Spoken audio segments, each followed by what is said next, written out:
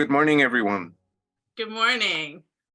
Whoa. Thank you so much for joining us. We're glad that everybody is on. I am eternally grateful for all of you taking some time to discuss, I think, something which is, on all of our minds, and certainly that of people that are looking to access capital, whether it's fund managers, whether it's asset managers, and certainly business in trying to understand the new role that is going to be played by family offices as a bear market is predicted and starts to set in.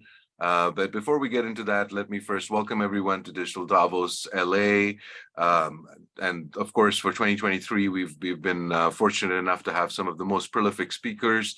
First and foremost, let me introduce to you my co-host, Rebeca Hwang. Rebeca is herself a fund manager, professor, and certainly more things than I can encapsulate in a conversation. So Rebeca, please introduce yourself. Absolutely. My name is Rebeca Hwang. I'm a professor of practice at the Thunderbird School of Global Management. I manage as well there a new center, the Mastering Center for Global Entrepreneurship and Family Business. And I've been working with family offices in the context of my funds, Rivet Ventures in the US and the VC fund Calais Ventures in Latin America. Wonderful. I want to take a moment to make sure that all our panelists are in. Give me 1 second. I know Adam is on. Giovanni is on, Tammy. And Tammy. Okay. So we are missing the Bismarck family office, and hopefully they will be able to join without any issues.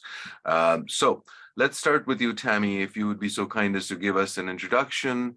And certainly, what I've seen of you and heard of you has absolutely made you an integral part of this panel and how we take things forward. I appreciate that. Hello, I'm excited to be here, and this is new to me, streaming in lobbies for people who I'm not sure who's in the audience. But I think that it's an interesting time, a little bit of a crazy time, and to your point, family offices are taking on a bigger and bigger role, and I think reworking how they look at investing and focusing more internally on their own investment advisors than on the big banks, and focusing more in this bear market, and even maybe a little bit before this, on private equity and running their own family offices as private equity shops, and focusing far more on alternatives, both to be more intentional in what they're investing in. For example, we just came from a panel talking about climate and other things. So whether they're doing it to do transitional things or just opportunistic in the moment, same in real estate. And then I realized I jumped into answering. So my background a little bit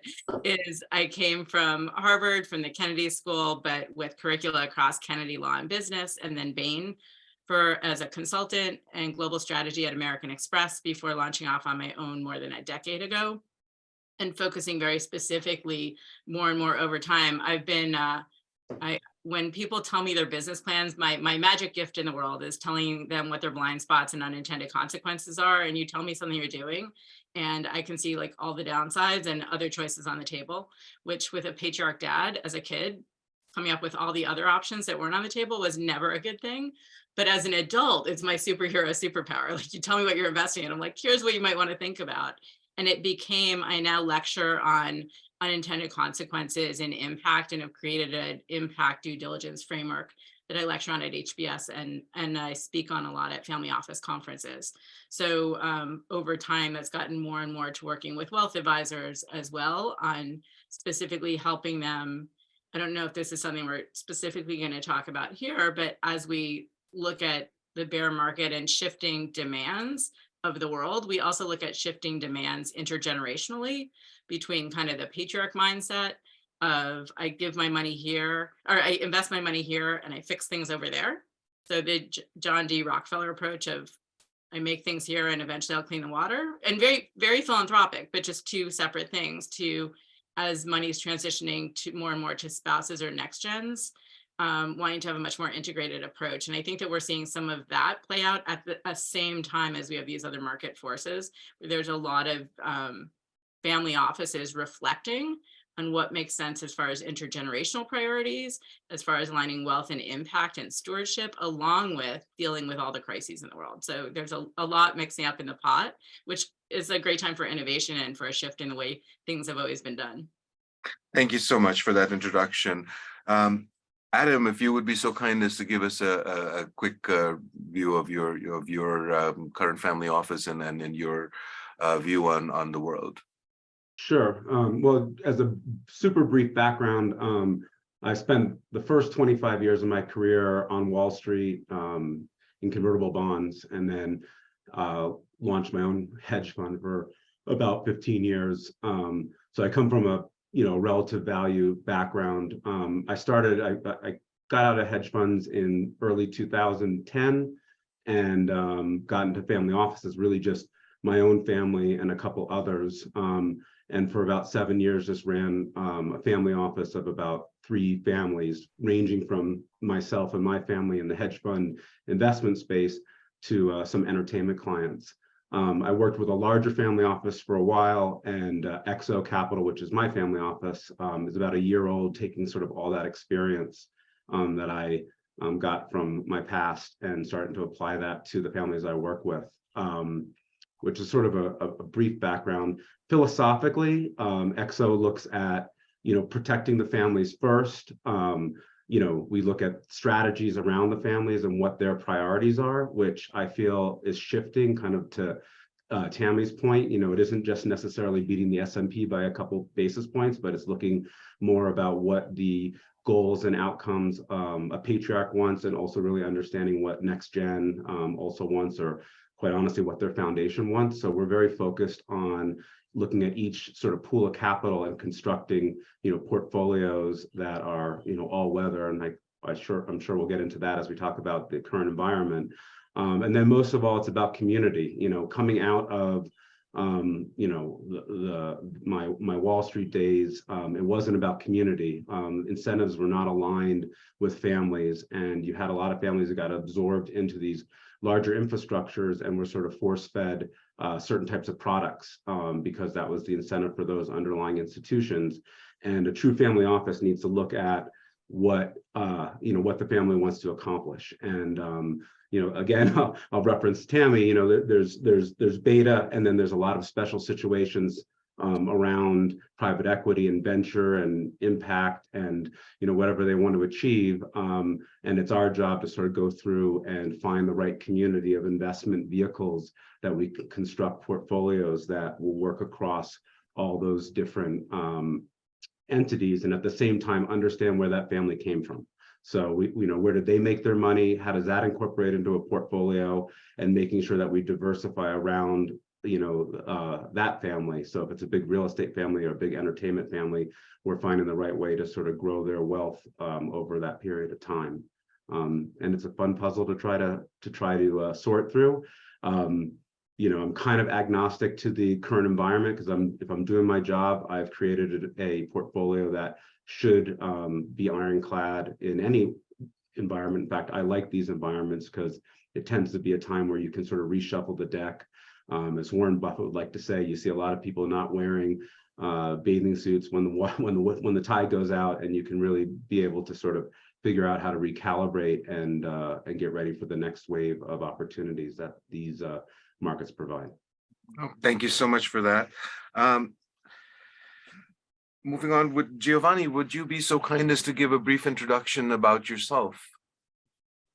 I'm Giovanni Francisci. I'm the portfolio manager of Petcheck Trust. We're a single family office, and we operate as a trust, not a capital management structure. So I must allocate to managers. I don't make investment decisions myself. I just do allocations. And what's unique about my investment philosophy is that I think that risk and reward are in no way meaningfully correlated. I think that safe investing seems to be riskier than it's perceived to be, and I think that risky investments are in fact safer than they seem to be. And because the general public believes that risk and reward are correlated, if you're investing in a safe investment, you're not getting much of a risk premium. And if you're investing in a risk investment, you're collecting a generous risk premium. And so clearly your risk reward profile in a safe investment is that you're not getting enough risk reward. And in a risky investment, you're getting plenty reward given the risk you're taking if it's not as risky as it's perceived to be. So I do the alternative investments and I look for returns. That's all that matters. When the market's going down, you got to make a return. When the market's going up, you got to make a return. When the market's going sideways, you got to make a return. I don't care how you sleep at night. If you got a problem sleeping, you shouldn't be discussing your sleeping habits with your investment advisor. Go see a doctor. Similarly, you should not be asking for investment advice, should not be asking for medical advice from an investment advisor because they're in health tech and pharma and so on and so forth. So I just think that people make irrational decisions based on a certain set of logic.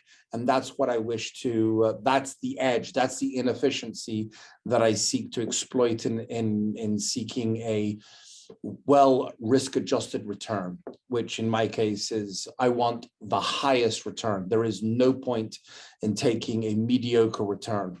And last point, I think that most people in my space demand a high degree of pedigree and process from their managers. And, you know, because of the disclosure statement that investing is inherently risky, you may lose all or part of your money. That has now made failure acceptable. And so whilst these people demand a high pedigree and high process from their managers, they're very accepting of low profits. Whereas in my case, I couldn't care less about a manager's pedigree or process. I don't care if they came from, you know, a third-rate college and they use a garage band auditor or administrator. It's come to bite me in the ass. I've invested in a manager who had exactly that, and he turned out to be a fraud. He went to jail for 20 plus years. But, you know, that's the tiger's back that I rode. So I have a very high tolerance for poor pedigree and poor process, and a very low tolerance for poor profits. I demand a high return. So what I am is a little bit like a jockey, right? So to be a jockey, you gotta love animals. You gotta not be allergic to horse dander. You got to not be affected by the smell of horse excrement. But whenever you see a jockey on a horse, it's whipping and kicking that horse to get it across the finish line. And yet that jockey is supposedly an animal lover. That's what I am. I'm a capital lover. I whip it and I kick it and I get it across the finish line because that's all that matters, right? The winning. And that's what I want for the capital of my family. That's me. I sincerely appreciate the candor of your response and appreciate your outlook as well. Yes, sometimes we do get a little bit sidelined thinking about 20 different things. Let me at this point please introduce Prince Karl von Bismarck and Princess Alessandra von Bismarck. Thank you so much for joining us. You are, of course, a ancestral family office, multi-generational, yet you have embraced earlier than others, certainly in European family offices, Web3, Dynasty Coin being an example, and you are innovators almost in the family office space in stepping outside of that traditional risk-averse behavior. So if you would be so kind as to give us a brief introduction of yourselves and a little bit about your philosophy. I don't think they're online. They were? No? Okay, well, I apologize. They've dropped off again.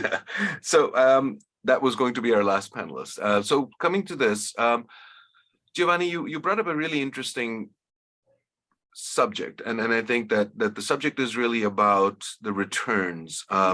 As we face a bear market, Adam's contention is if he structured it correctly, there should be no real difference between any market scenario. What are your thoughts on that?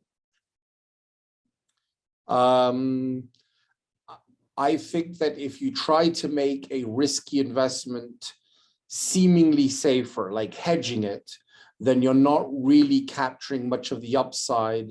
And when an instrument like crypto is as volatile as it is, I think that you really shouldn't, and it's difficult to hedge crypto, or to accurately hedge crypto. I think when a instrument is as volatile as crypto, you got to ride it on the way up, except that you'll take some losses on the way down, but really you should be buying the lows and selling the highs. Now, don't time the highs, don't time the lows, but I have never mined crypto, and I am now getting into mining crypto. I mean, Argo, Core Scientific, all these big institutions are going bankrupt, and a fool and his money part quickly. I'm probably the fool, right? I'm entering into the market when major institutions, far bigger than me, right? Their janitor has more insights into crypto than I have, but yet I'm entering into the market. So when the market was going up, I remember this time last year, I heard that the CEO of Goldman Sachs was DJing at a club in Miami around what I call Miami in January, which is eye connections and context. I heard that he was DJing at some sort of club. And I remember thinking, wow, like every finance bro is going to be taking a table at that club. It's going to be so hot. And then in this 3 minutes later, I heard that he had a Bored Ape Yacht Club, NFT. And I thought, geez, if he has an NFT, this is the top. I need to sell my Bored Ape. And I did. So, I got market insights and I sold at the top. And I went and I'm now getting back into crypto at the bottom. I don't really think that in such a volatile instrument such as crypto, that you really can, that you can hedge your portfolio. One last thing, I demand high returns. And someone said to me that I don't believe in the free lunch, sort of high returns. And I don't think that the high returns is the free lunch. I think that the free lunch or the lazy investment or the unicorn, right, in finance is to think that you can make an investment decision today and that it will apply in 3 months and 6 months and 12 months and 24 months and 36 months. Market conditions are changing ever more rapidly, and you need to accommodate, you need to adjust your investment strategy to those changing market conditions. So I don't believe that you can be so-called safe or conservative in your investments, that whatever philosophy you have today is applicable in different market environment and conditions that are going to unfold in the future. So I think that you have to be dynamically invested, and I don't think that you can be sort of, let's say, strategically well-balanced portfolio. That I just don't believe that's possible. That's my opinion.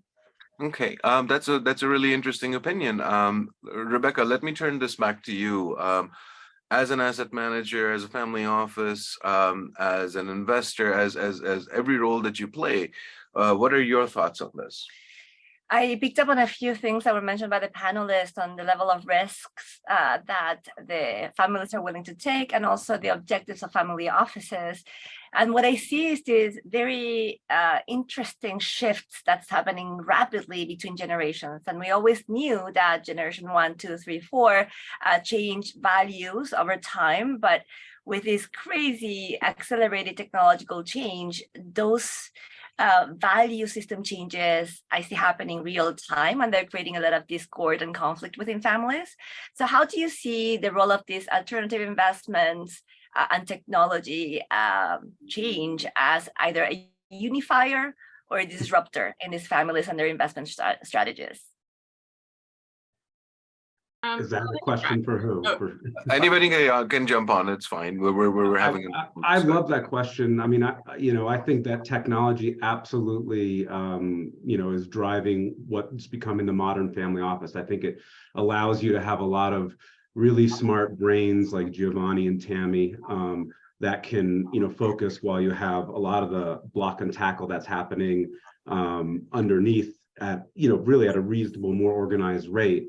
I also agree, when it comes to, constructing the portfolio, I guess I like to be dynamic with my beta, but I feel that I have to be a little bit more mindful with some of the longer term lockup strategies, whether that's, high risk co-invest and direct investments, or working with some of my venture funds and, really finding their niche that they specialize in. And then it's the dynamic between the different family members, which I'll hand it to Tammy in a second, but I do have a lot of experience dealing, like I have one family I'm working with currently where the patriarch really could give a crap about impact, and Gen 2 is like all about it. So I literally have this like barbell portfolio, and one of them's frumping from one side and the other one's frumping from the other side, and I'm trying to keep the relationship together and try to find some mindful ground between the two. Fortunately, we're entering an environment where finally impact can compete with non-impact markets, because the opportunity is becoming a little more capitalistic, so you can kind of walk that gauntlet. It's definitely very interesting because you're spending a lot more time on the psychology and strategy around the family. And then you have to kind of move into Giovanni's territory, which is, I just want some returns. So it really is trying to get all of those pieces together. But I'll hand it over to Tammy, because I feel like she probably has something to say about that question also. Yeah, absolutely. I mean, I'm agreeing with you completely. One thing that I work with wealth advisors on, as everyone here knows, one of the biggest pain points for wealth advisors is that when the money transitions from the patriarch to either the matriarch or next gens, more than 80% of the time it leaves. They leave that wealth advisor within 12 months. And so in talking to them, one of the challenges is that patriarchs, men, are much better than women at, and I'm going to stereotype, but you'll see that mostly this holds across people across countries. Men are much better at compartmentalizing. And that's where you have this, again, John D. Rockefeller approach of I make my money here and I fix things over there. Women, on the other hand, are much better at being synergistic. So when the patriarch passes away, and I don't know why this is, but somehow in the last 10 or 15 years, it used to always be that we inherited the British patriarchy system of wealth relationship, where the wealth relationship went from the patriarch to the eldest son or sons. But more and more over the last decade or two, it's gone from the patriarch to the matriarch. Men marry younger, women live longer. And when the woman or the next gens, but especially when the spouse ends up leading that relationship, if she finds out in her investor groups, in her Google groups, whatever it is, that her money, let's say the patriarch, could be the great grandfather, whatever it is, died of cancer, and their family office cares about, they've endowed a wing at St. Jude's, they invest in cancer research, and she finds out that some of her portfolio is in tobacco and fossil fuels, that's not going to work, having money work against itself. But I think what people misunderstand in a lot of this is they think that that means that the matriarch, so the grandmother, is going to be okay having less money go to her grandchildren. And that's not the case. She'll want just as much of that legacy to go to the family as well as next gens, but she's going to want to reallocate in a way where it makes sense and is aligned internally. And there's lots of things in health tech, in med tech, in renewables, in crypto being used for good, for climate. There's lots of ways to reallocate that don't necessarily have trade-offs. And almost to Giovanni's point, in a different way than he's looking at it maybe, but there's actually stuff with beta that makes sense in the long term on the better for planet or people, where you can actually have really big upsides, but it's just a matter of a different initial lens of what you consider. Yeah, Adam, you brought up an interesting point, and I think that is something that I'd like to pose back to Giovanni, and that is that looking at the markets and looking at the current economic situations, evaluating geopolitical risk, evaluating what regulatory risks are coming, whether it's to alternative investments or investments in general, when you have uh, a bull market and your returns um, far outpace that of impact returns. But then as the bear market sets in and you start to see that there's going to be some amount of equality, does that, Giovanni, change your mind about looking at impact, or is it more still just looking at it from a return perspective, not really caring about, who mowed the lawn?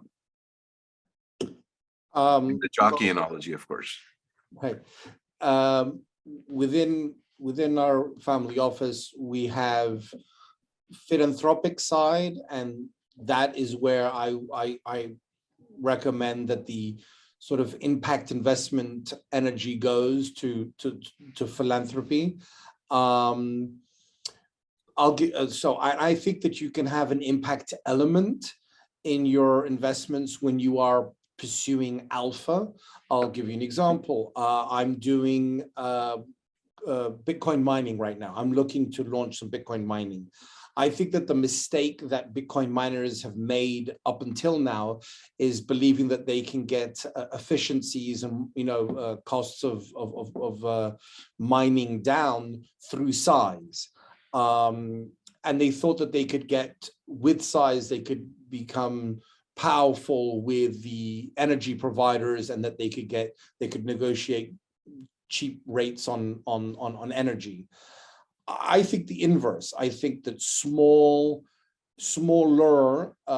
pod-like crypto mining that can be transported. I'm doing it off of flared gas.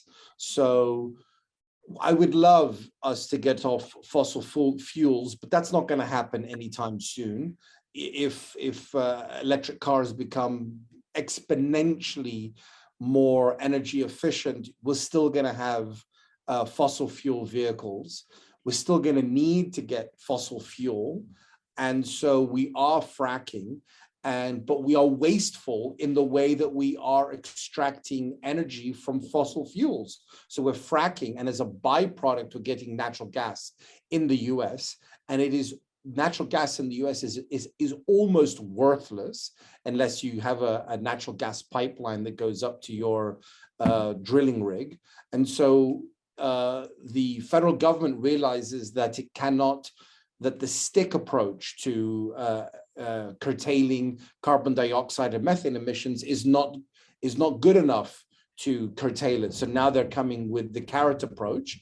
And with the Inflation Reduction Act, they have created a $1 billion+ program to subsidize or to finance greenhouse gas emissions from drilling rigs. So essentially, I am using a concept like Tai Chi. I'm going with the market forces. I am harnessing fracking and so on and so forth, and I am contributing to my nation's goal, which is to instead of getting rid of fossil fuels altogether, it is to minimize the harmful impacts of our fossil fuel energy economy. And instead of these drillers flaring the natural gas, I'm taking the natural gas, I'm putting it into a natural gas generator, I'm creating electricity, and my Bitcoin mining will not drain from the electrical grid. It will not be tied to the whims of polar vortexes that come down from Canada and cause Texas to shut down their electrical power because they got so many miners draining electricity from them. So my Bitcoin mining won't be curtailed, but this is a way in which I can achieve exponentially high alpha. I expect to make about 1,000% return on investment over a 5 or 7 year period. Conservatively, I think it's going to be about 290+% return on investment, whilst at the same time, I'm going to have a measurable impact on carbon dioxide and methane emissions. And I am showing that when the government intervenes in the markets and industries, it does so in a positive way. So I'm achieving impact investment goals whilst achieving phenomenally high returns. Now, I can do this for my family office. You know, if I were the portfolio manager for a multi-billion-dollar hedge fund, maybe I wouldn't be able to do this, but you know, for my family office, I'm able to achieve these phenomenal returns whilst achieving those impact goals as well. So it's all achievable. Got it. Well, thank you so much for everybody for joining. We are running a little bit behind at this point, so I have to cut this short. Certainly, what we understand is different asset allocation strategies, different alpha versus beta conversations, and I think that one thing we do realize is that being dynamic is the new now, and we look forward to see how this plays out. So thank you again, everyone, for joining, and we look forward to seeing you soon. Thank you so Thank you. much. All right. Have a good day.